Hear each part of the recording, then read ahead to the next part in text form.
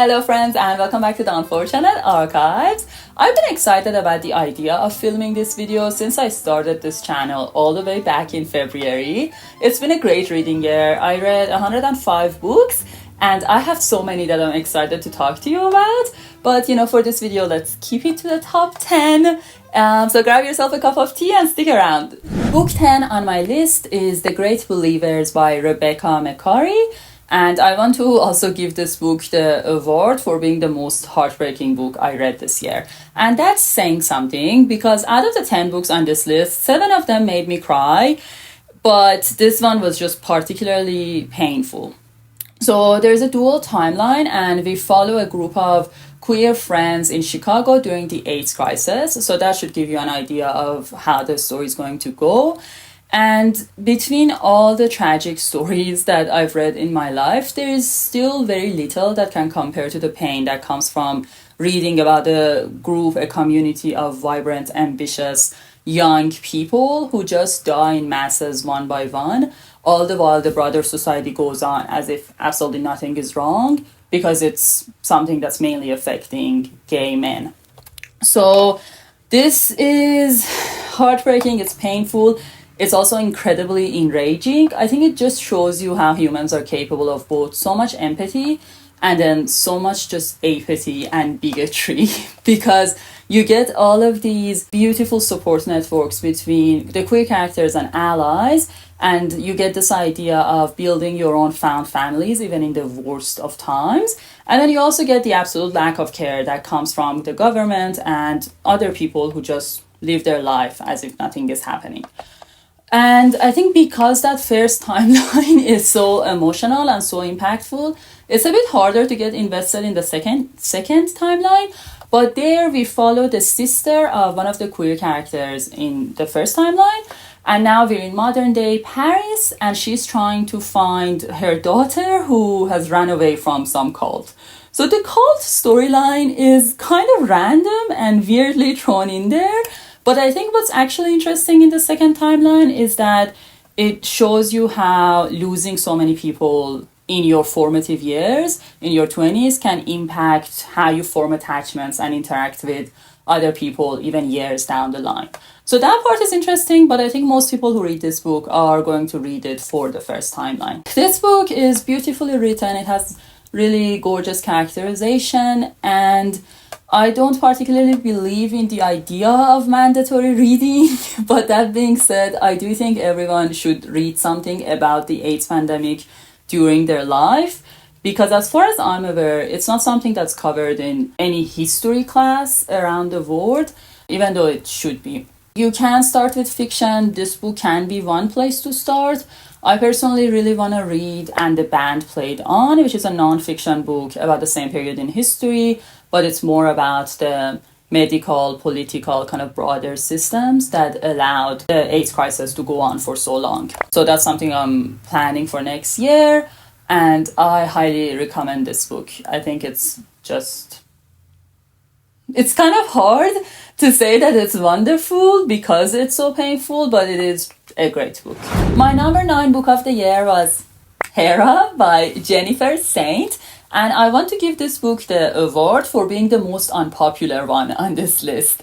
So Hera is obviously a Greek mythological retelling, and we follow the queen of gods, Hera, from the time they take down the Titans and her marriage to Zeus across eons of myths. So Hera is a bit of an interesting figure in Greek mythology. She's best known for going after the women that her husband Zeus either seduces or assaults, and then taking her fury down on them in numerous, very creative, painful ways. So she's not exactly a feminist icon, and I don't think I've ever heard anyone say she's their favorite goddess or their favorite mythological figure. Even in the huge mythological retelling boom that we've been having for the past couple of years, she's been largely overlooked. And the reception to this book has also been pretty lukewarm. I've never heard anyone talk about it online, and on Goodreads it's mainly given 3 or 4 star ratings. So imagine my surprise at how much I absolutely love this book. Hera's portrayal in this book is done in a way that's going to alienate a lot of readers because she isn't turned into this modern woman with modern sensibilities.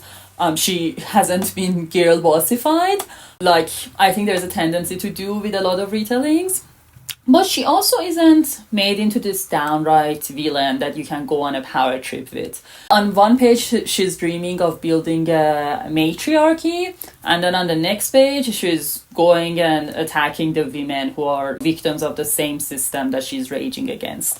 So she's spiteful, she's vengeful, she's contradictory. She is loving and caring, but incredibly selectively. So she isn't a particularly palatable character, but she's always complicated and layered, and to me very, very interesting. What I loved about this book wasn't necessarily the mythological aspects, it was the fact that Hera's story very much reminded me of stories of that generation of women who went through life not really being given a choice.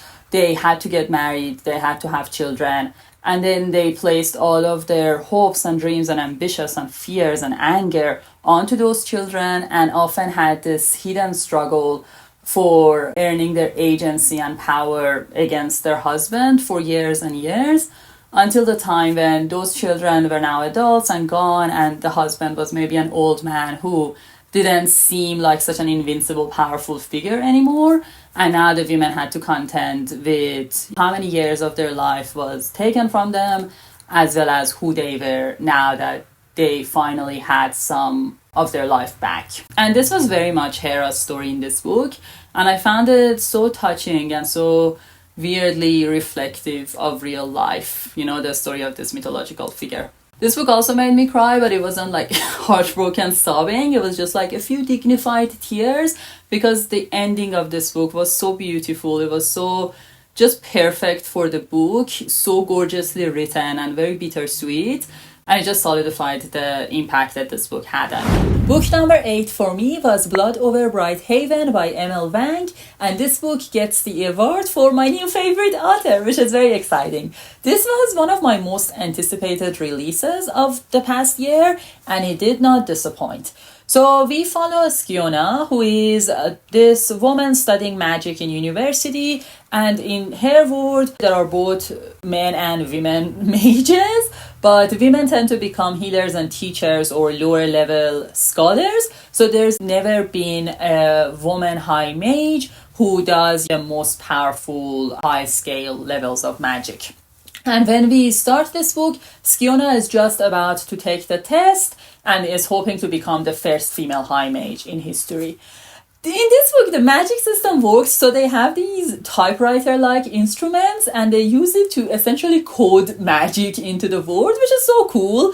And, you know, the entire first half of the book is kind of giving women in STEM vibes, except the M stands for magic, and Skiona is essentially trying to become the first female tenured professor in an all-male computer science faculty in a fantasy world. So that's super cool, but if you think this is going to be just a straight-up female empowerment fantasy story, you are not correct, because the second half of the book becomes an absolutely brutal look at colonization, imperialism, and, you know, the oppression of indigenous populations. And, you know, in a lot of ways, this is a very traditional fantasy story with traditional fantasy plot and characters. And a lot of fantasy really is about colonization in one way or another. But so often it's so surface level, and in this book these themes are explored with so much depth and nuance and just brutal honesty that is incredibly impactful. One example of that is the way that this book explores allyship between marginalized communities, because Skiona is a woman and she has been significantly discriminated against because of her gender, but she's also from the most dominant race in the city and from a higher social class. Meanwhile, our second main character, Tamil, is a man, but he is from the most discriminated against race, and a lower social class. And when the two interact, it's not like the shared experience of marginalization suddenly removes all of Skiona's prejudices and biases. She is indeed pretty terrible at times, but they seem to have more of a way forward in terms of having a shared understanding or empathy for one another compared to other characters in the book who have never had that experience of marginalization. And I think that's pretty true to life in a lot of ways. Speaking of Skiona as a character, she's far from being a perfect, pure, likable character. She is incredibly single-minded, obsessive, brash, and thinking about other people's thoughts and feelings don't come particularly naturally to her. So if you like very easily likable characters, she's not going to be that. But she is incredibly interesting and very complicated and layered. And I feel like from this video, you can get a sense that those are my favorite types of characters to read about. If I have one gripe with this book is that there is a kind of a big reveal that happens midway through the book, and it's an important shifting point. But you can see it coming from the second chapter, and it's so obvious that I don't even think the author meant for it to be unpredictable. I think it's a bit of a shame, because if you don't see it coming, or if it was hidden a bit more, I think it would have been mind-blowing. But the way that it's written, it's more that you know pretty certainly what's going to come, and then you're just waiting for it to be revealed to the characters, which I think some people like, but I personally always find very frustrating. Like, I want characters to know the same amount or more than me. I don't want to be just sitting there being like, okay, when are you gonna find out? Can we like move it along? So that was the one problem I had with this book, but everything else was so amazing that honestly that barely mattered in the end. So I said Hera had my favorite ending. This one was a very close second. The ending was just absolutely perfect for this book, but you know, to give you a fair warning, this is what I looked like after finishing it. So, you know, give it a go, give it a go. Book number 7 for me was Lie With Me by Philippe Besson, translated from the original French by Molly Ringwald. And I want to give this book the award for being the best translation. So in this book, we follow Philippe, the same name as the author, who is this middle-aged French author who is giving an interview in the very beginning of the book when he happens to glimpse a man who looks exactly like his first love, Thomas. And then in a flashback, we get to see the two fall in love in high school and have this very passionate secret affair that came to an abrupt end. So now in current time, it seems like Philippe is finally gonna be given the chance to understand what happened back then. This book is so beautifully written, which is why I think the translator did an absolutely fantastic job, because the prose is gorgeous. And then you get such a vivid sense of the characters for so few pages, and you really do end up caring about them and their relationship. And because the first name of the character is the same as the author, the book sits kind of in that auto-fiction place where readers are invited to question the line between autobiography and fiction. And I think that very much plays into one of the themes in this book, which is this idea of how afraid we are to be seen by others and how much we really allow ourselves to be perceived as we are, as who we really are. On top of that, this is such a beautiful, melancholic depiction of love and regret and the courage it takes to be vulnerable. And it's just absolutely, it's great. This is a great one to pick up if you want to read more literary fiction, because it's so short, it's so approachable, and it gives you such a great example of the biggest strengths of the literary genre, which are really beautiful writing and great character work. So you have no excuse, pick it up, pick it up. You can read it in less than 2 hours and you're gonna have a great time. Book number 6 for me was Station 11 by Emily St. John Mandel, and I want to give this book the award for being the most surprising entry, because this is technically a dystopia, and I hate I hate dystopian novels, so I did not expect to love this book so much. This is the third consecutive video where I'm mentioning this book, so I'm gonna try to keep it a bit shorter. But on the most surface level, this is a book about a traveling theater troupe in this dystopian world where a deadly virus very suddenly killed off a great portion of humanity. And now this group goes from human settlement to human settlement and puts on plays for them until they have a run-in with this creepy, violent cult. So from that premise, I thought that this was going to be a book about the power of art and how art will persevere as long as humanity is around. And I guess it was about that in a very, very tiny way, but not really. At its core, this book was just a very, very loving look at modern times. So you know how we tend to romanticize historical periods, like how we look at vintage clothing and old architecture and we think it's so beautiful? In this book, characters in the dystopian world are doing the same thing, but about our time. So they're thinking about things like the beautiful glow of screens lighting up human faces because they don't get to see that anymore. Or they're thinking about the beauty of a plane taking off into the sky, which, to be fair, I think we also find beautiful. But, you know, they're just romanticizing our time period the same way that we do the past. And it really changes the way that you look at the world around you. Like, everything does suddenly seem much more beautiful. And there's also this very strong emphasis on looking at all the invisible ways that our lives are interconnected with the lives of so many people in ways that we don't think about. So, for example, if you look at the clothes you're wearing, even something that might be mass-produced or factory-made has still gone through so many human hands and human influences before it got to you. And when you think about that in terms of like everything that surrounds you, it's kind of crazy how many of these invisible connections are all around us all the time. And the structure of this book very much represents this same theme, because we follow a whole bunch of characters across different times and we see the ways that their lives are connected in a very tangential, kind of invisible way. And that's really interesting to read. All of that being said, I don't think this is for every reader, because this isn't a plot-driven book by any stretch of the imagination. There is barely a plot, but it also isn't a character-driven book. This is very much a feeling-driven book, a vibe-driven book. Like, I feel like all the choices in the book were made to make you feel a certain kind of way. And it also has really beautiful writing. So if those things appeal to you, I think you're going to like it.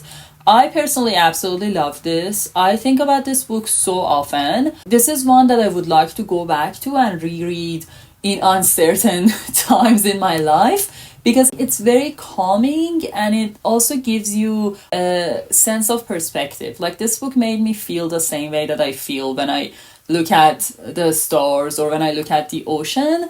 It just made me feel small, but in a really great way. If that appeals to you, absolutely pick it up. It's really wonderful. My fifth favorite book of the year was In Memoriam by Alice Winn. And I laugh because this is another book that I've talked about extensively on this channel. And I've also convinced the most number of people in my real life to read it. And every single one loved it. So I want to give this book the award for being the easiest book to recommend.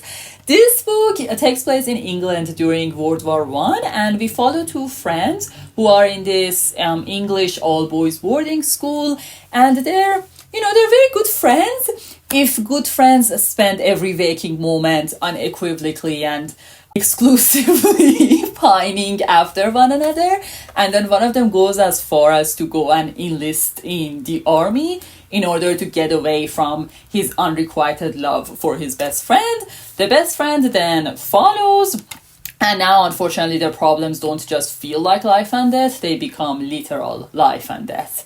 So this book is just faultless in my mind. It doesn't lean too heavily into any one element. Instead, it has perfect characterization, an absolutely gripping plot, and really beautiful writing. It's incredibly emotional, and it deals with a lot of heavier topics like obviously war, grief, trauma, PTSD, but it does them in a very touching way, and it also includes, I think, an equal amount of love and hope and friendship and poetry. So it's just a perfect balance of all the elements that make a book. And that's why it's so easy to recommend, because regardless of what your favorite thing about reading is, if it's, a really interesting plots that you can't put down, if it's characters that you can really emotionally be invested in and really care about, if it's really beautiful writing that you can underline, if it's having a really strong emotional reaction to the book, regardless of why you like or enjoy reading, you're gonna find that in this book. Which is why I just feel so comfortable recommending it so often. And I just feel like if you're the kind of person who wants to read more in the new year, if you feel like you're not much of a reader but want to be, or if you're a very seasoned reader and just want to pick up a book that's pretty much a guaranteed 5-star, this is going to be what I will recommend. It's just great all around. I read it as an ebook, and then I also listened to the audiobook, and there is a confession scene in this book which is potentially my favorite confession scene of all time, and I had it bookmarked on the audiobook, and I would just go back and listen to that chapter randomly for weeks after reading this book. It's just great. I love it. If you've watched my channel before and haven't picked up this book yet, or if you know me in real life and haven't read it yet, what are you doing? What are you doing? Just pick it up. It's just truly great. Book number 4 for me was A Dowry of Blood by S.D. Gibson, and I want to give this book the award for being the best audiobook.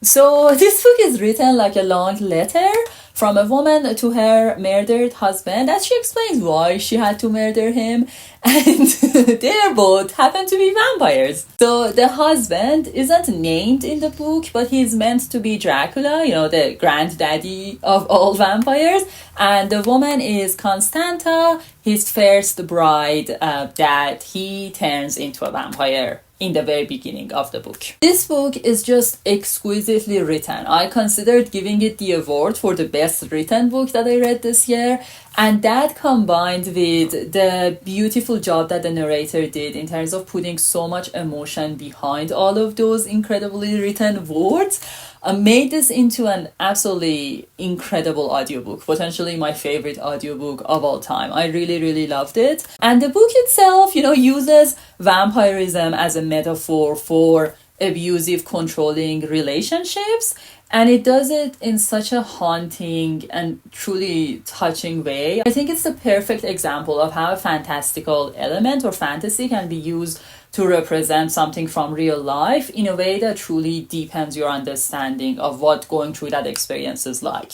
It's what I personally value the most in fantasy, so it's no surprise that I love this book this much, but everything else is also good. I think we're reaching the point in the list where I love these books so much, and I'm so excited to talk about them that I become a bit inarticulate. I actually can't explain to you how much I love this book and how fantastic I think it is. But it's just great. It's stunning. It's wonderful.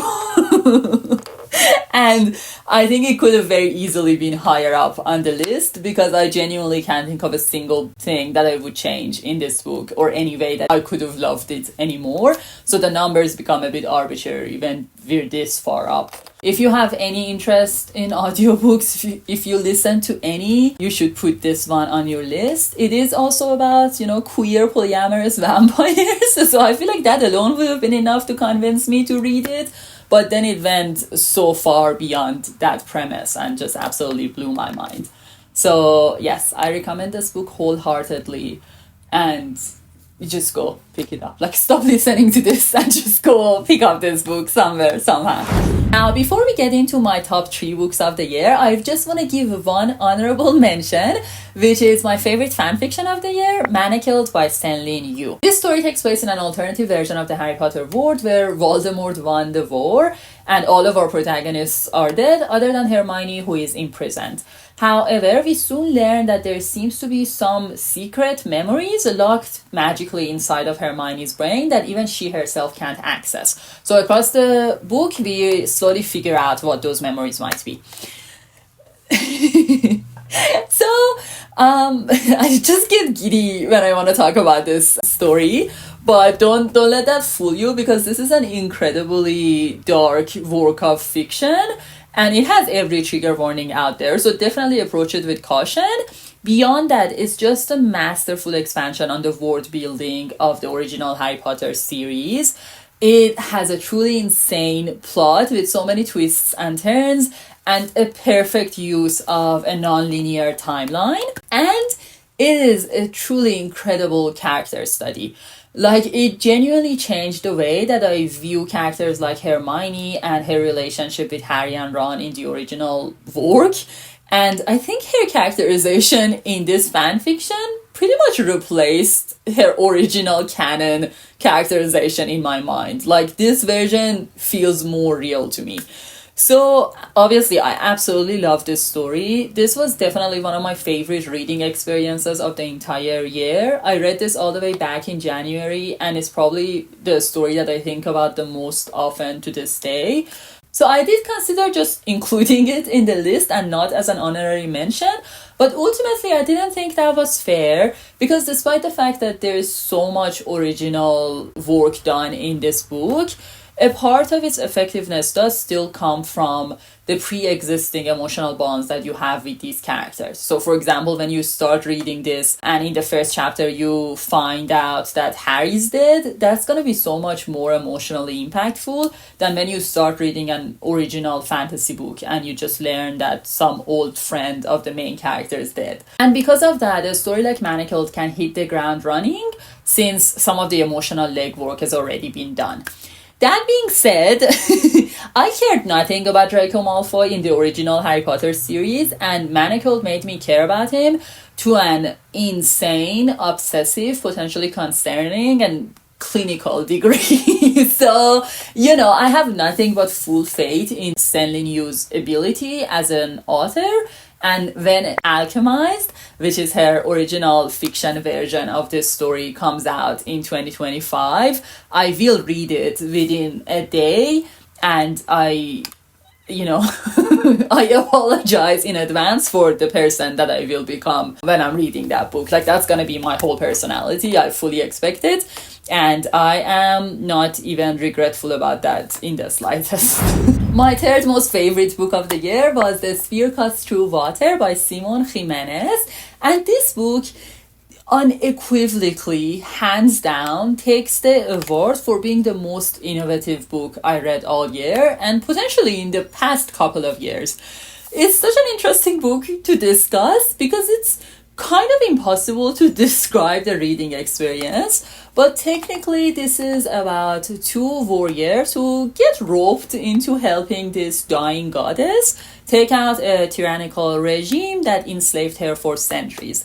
And that sounds like a common enough fantasy plot, but I can guarantee no matter how much fantasy you've read in your life, you haven't read anything like this. The book uses first person, second person, and third person narration. There are 3 separate timelines that interact in a very unusual way. And as if that's not enough, the book also jumps into the minds of peripheral characters in most scenes and just speaks from their perspective for 1 or 2 sentences. So it's very different from the way that in some books you get like a chapter or a few paragraphs from the perspective of some side character and then you're never going to see them again. This is more like the 2 main characters are walking and there's like some farmer in the scene, and then you just get like 2 lines from whatever the farmer is thinking about, and then the 2 characters are walking again and they see some portrait and you get like a few sentences from the perspective of the person whose portrait that is. It was weirdly fun. I think it allows you to live out that that fantasy of being able to just hear snatches from people's thoughts as you go about your life, but it took some getting used to. And then the world building itself is also relatively complex and pretty original. So you also get your typical fantasy learning curve when you're just, dropped in the middle of this fully unfamiliar world and you have to figure out what the hell's going on. So combine that with the narration style and you can see why the beginning of this book is pretty confusing to read. And I think it took me about a quarter of the book to fully settle in and be comfortable with how the story is being told and what's going on in this world. That being said, I loved every single moment of it because there's only so often that a book comes along that feels so unexpected and original and just catches you off guard. And I really love that experience when it happens. I also loved so much more about this book. I usually feel like characters that are set in this more mythological type of stories tend to be very distant from the reader. But in this book, there are so many surprising moments of humor that it really humanizes these larger than life ancient warriors. And it was really lovely to read. And the humor was so unexpected that this book actually made me laugh out loud, I think, multiple times, which is so rare.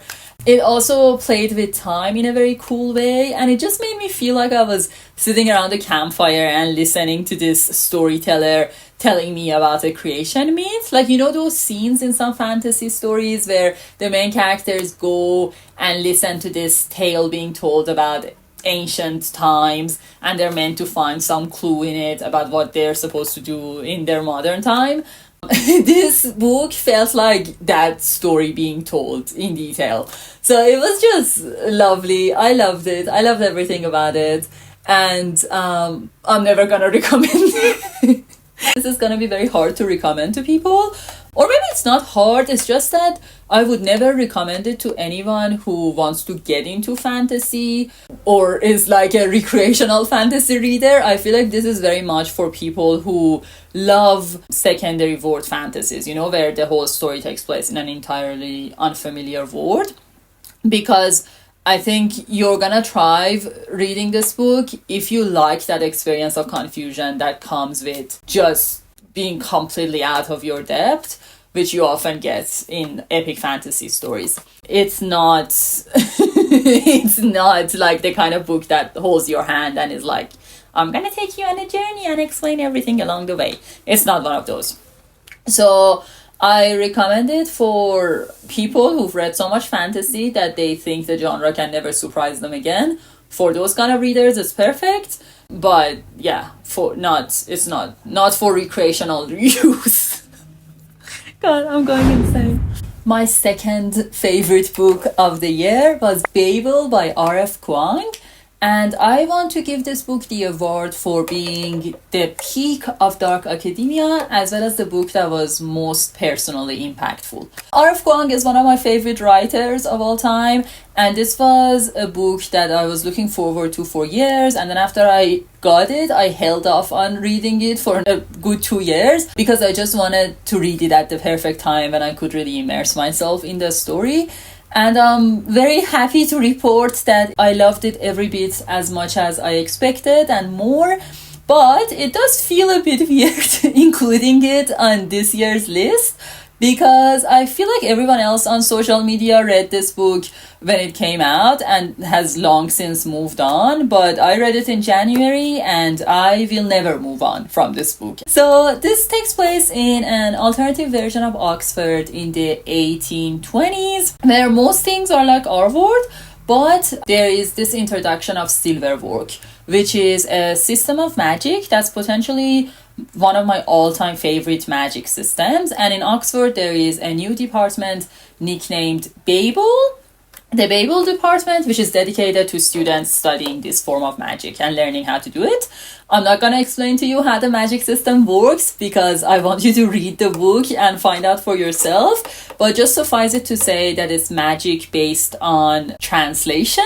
So all the practitioners have to be native level speakers of multiple languages to be able to do this kind of magic. This means that in direct contrast to the rest of the Oxford University, which is all white students at the time, the students in the Babel department come from pretty diverse backgrounds. So our protagonist, Robin, is a Chinese boy who gets adopted by a British man when he's a child, pretty much with the sole purpose of being sent to Babel when he's older. But when he gets there, he actually, for the first time in his life, meets this other group of people who understand the experience of what it's like to be not white in England at the time.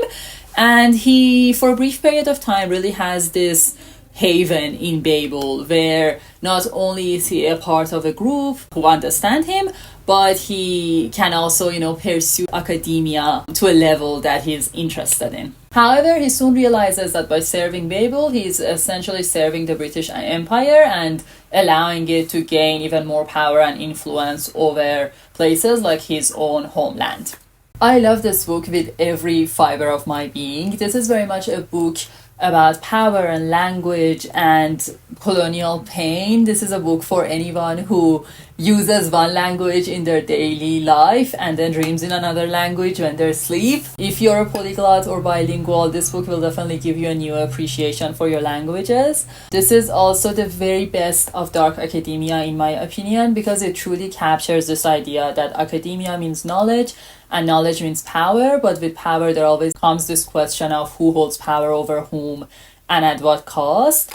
And I think the characters in this book are in a very unique position when they're confronted with a system of power, but they kind of have this opportunity to join the group of people who benefit from the system against the people who maybe share their culture or background. It's such a meaningful and kind of emotional choice to have to make.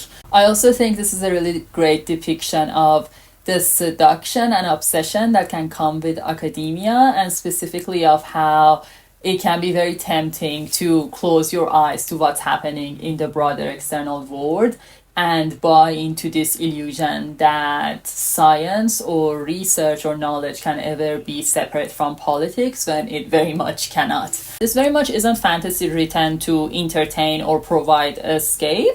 And don't get me wrong, I love a good escapist fantasy, but don't read this when you're in the mood for that, because you're gonna be disappointed. Like, this isn't gonna be what you're looking for. This is very much fantasy written to give social commentary, to give a message, and it doesn't care about being subtle in that message. And typically, I like subtleness in books. I appreciate subtleness. In this case, I think there was a very strong sense of just rage that came in the way that this book chose to communicate what it wanted to. And I really appreciate it. I think it actually went very well with the themes that it was trying to explore. So yeah, I loved it beginning to end. As someone who's been an international student for 7 years and still plans on being in academia, I also found it just very personally impactful and touching. And yeah, I love it. I love this book. Obviously, it's here. It's second place. And it is also very sad, which I'm pretty sure you've picked up is kind of a trend in my reading taste. My number one book of the year was The Sword of Kaigan by M.L. Wang. And I want to give this book the award of being my favorite. So this was such a surprise entry. I picked this up expecting a good traditional fantasy. I did not expect this to be the best book I read the whole year. So this has all the markings of traditional fantasy. You have a group of warriors with ice magic who live on the border of this empire, and they essentially serve as the first line of defense for any potential invading armies. The world building itself is very much inspired by East Asian cultures, and the magic system feels very similar to something like Avatar: The Last Airbender. So it's like elemental magic with lots of cool sword fighting and stuff like that. Within this community, we follow two characters, a mother and her teenage son. And the mother on the surface seems like the perfect demure housewife that is expected of her to be. But on the inside, she's just raging against this patriarchal society, and she's constantly looking back on her time as a young student when she went to this international school and learned to fight alongside her classmates, something that wouldn't have been expected or permitted back home. But no one in her current life knows that she's actually a badass warrior. And then her teenage son is going through his own journey, where he is, for the first time in his life, beginning to question if the empire is really everything it's supposed to be, and if it's actually worth them spending all their lives trying to protect it. From what I've gathered, this is either people's favorite fantasy book or they absolutely hate it. And I can kind of understand, because from that premise, you probably expect this book to be about smashing the patriarchy or taking down the empire. And, you know, these are all the big fantasy plots that we're used to seeing that very much center these external conflicts where one individual person can go against huge systems of power. This is not that book. This is very much not that book. Instead, this book is incredibly character driven and is much more concerned about the internal journey of the characters. It's really about a woman looking back at her life choices and questioning her marriage and wondering if she's essentially made the correct decisions in life. But that character journey is just happening inside this high fantasy world with like lots of magic and sword fights. So it's not for every kind of fantasy reader, but for the right kind of fantasy reader, it is going to hit so hard because it's going to be the perfect blend of what you expect to see from the genre and what you definitely don't expect. At every single plot point, this book just took a completely different path from what I would have expected, and it was just so gripping to read. Instead of all the like big conflicts happening at the end of the book, they all happen somewhere in the middle, and then you actually stick around and you see all the destruction and grief and trauma that follows that kind of battle. And that is not something you typically see in fantasy, not like this. And when I tell you that there was a good portion of this book when I was just continuously crying, you know what to expect. You can't say I didn't warn you. It was just fantastic. Completely took me by surprise. I had the absolute best time reading it. It was incredibly emotionally impactful. I loved the character journeys, and it was just something else. It truly reminded me of everything I love about the fantasy genre, at the same time that it completely subverted my expectations. So if you haven't noticed, this is by the same author of Blood Over Bright Haven, which was also on my list, Wang. And between these two books, Blood Over Bright Haven is definitely much more of a traditional fantasy, but it's just traditional fantasy done incredibly well. This one is much more just crazy and unhinged and does a lot more unexpected things with how the story goes. Oh, it was so great, and these two books together completely solidified my love for this author. She's now an auto-buy author for me, and I just can't wait to see what she writes next. There you have it, friends. I genuinely hope you read some of the books on this list. I hope they bring you as much joy as they brought me. This list was a pretty good representation of my reading taste, so if it appeals to you, stick with me for the next year and we'll be reading very similar things. And yeah, I am going to India for 2 weeks, so I'm super excited, but I'll be back at the end of January, and we'll have more book content then. If you celebrate the holidays, happy holidays and happy reading, and please take care of yourselves, and I'll see you real soon. Bye. Of government. I'm having a problem with the connection. That was Please try again in a terrifying. little That bit. was terrifying. I personally really want to... I'm being attacked from all sides. Blood over blood. It's so hard to say. Book number 8. My number book... The literary genre. He encaptures this idea that... Is encapture a word? It's so approachable. It's just a motorcycle going around my house, I think. But that was a terrible drum roll.